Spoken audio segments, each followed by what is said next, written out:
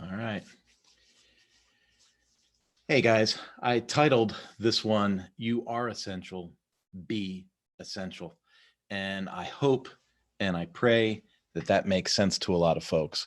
Uh, Turn that down.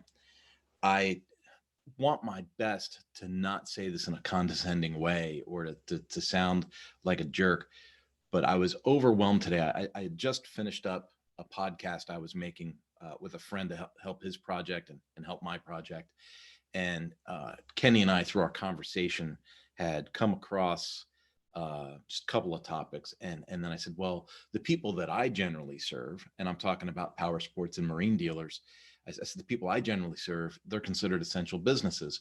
And, they're busy right now and there's things going on and all of this stuff. And, you know, right after that, I go to check my email. And in my email, let me see if I can share this with you guys. Let me go over here and share the screen, and should be screen 2, and we'll say share. Okay, so you see this. Trade Only Today sends me a message that says CTOs see a 300% increase in weekend calls. So what we're talking about here is during the COVID crisis, 300%, so 3 times the normal amount of tow-ins, back to shore, are happening, and the details are here, right? So CTOW has seen call its volume and response rates increase at several of its nearly 100 locations. In areas where people are actively out boating, our call lines are about 300% higher than the last 2 weekends compared to the same weekends last year. And this is important. And let me stop the share here.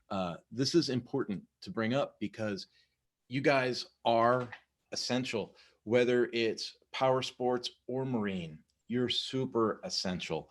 The family tie that is, in our country's culture of getting out and doing things and keeping the sanity, people get cabin fever, and we've been given the understanding that using social distancing and things like that, that we can go mountain biking, we can go hiking, we can go motorcycling, we can take our family out ATVing, we can pack the RV and go to the desert.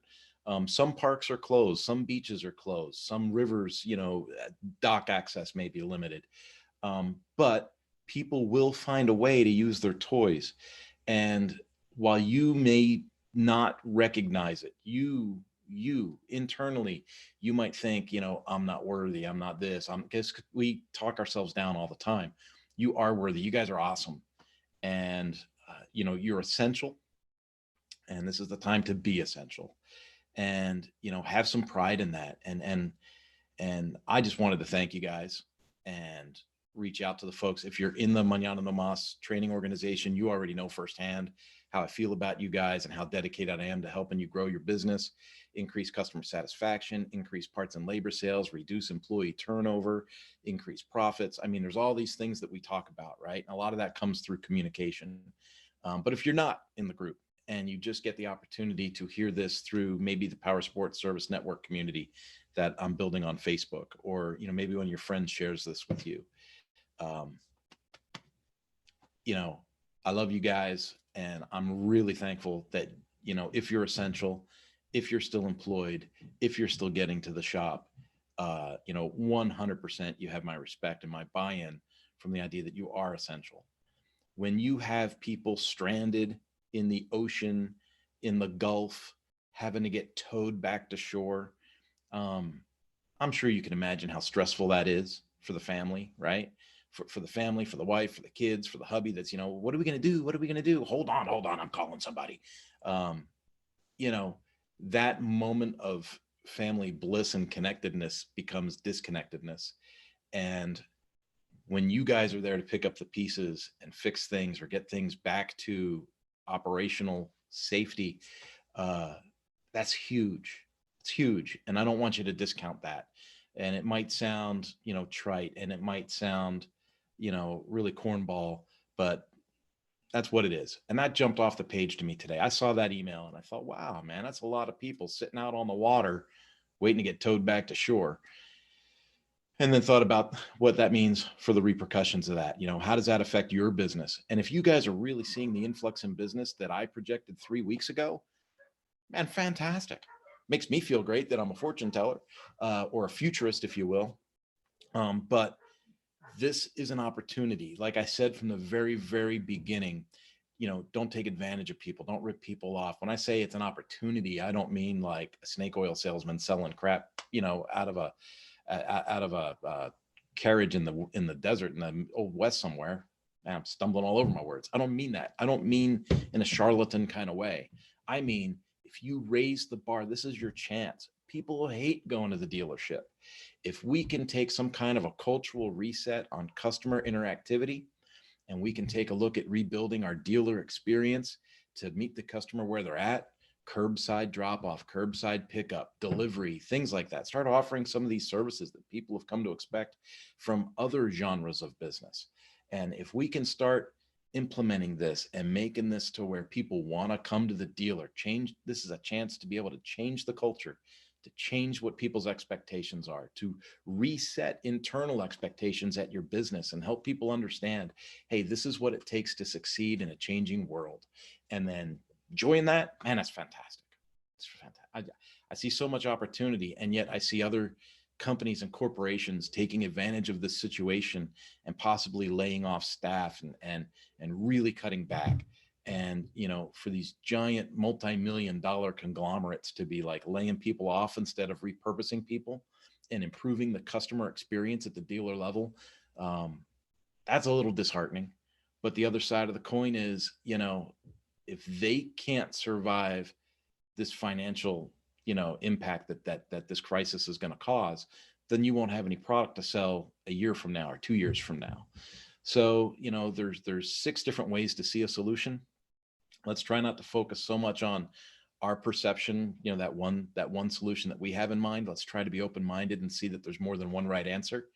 And, if there's something I can do, if there's something I can do to help, if it's a phone call, if it's an email, if it's a comment on a YouTube video or a Facebook page, if there's any pearls of wisdom I can give you from my John Maxwell training about dealing with people, crises, interventions, man, I'm here for you. Reach out, shout, man. I'll give you the best that I can for what I got. And if it turns out that you're getting too deep and I really need to recommend a training program to you, I'll do that. Sure. But, it's interesting. People say you shouldn't take advantage of a situation. You shouldn't, this is a crisis. How could you? Right. People say, well, my car's broke and I'm not working, so somebody should fix my car for free. Well, that doesn't make sense. Mechanics are essential employees. They're providing an essential service. And as long as they're not gouging you and selling you, rotors, calipers, and brake lines when you just need brake pads, what they're doing is ethical. I'm kind of in the same spot, right? I've got a really, really great power sports and marine training product to help service departments improve their business on all fronts. And I'm available. You guys are essential. You're still open. You're available for training. And if that's something that comes up, great. Let's put something together and let's get you guys, to up level your game a little bit.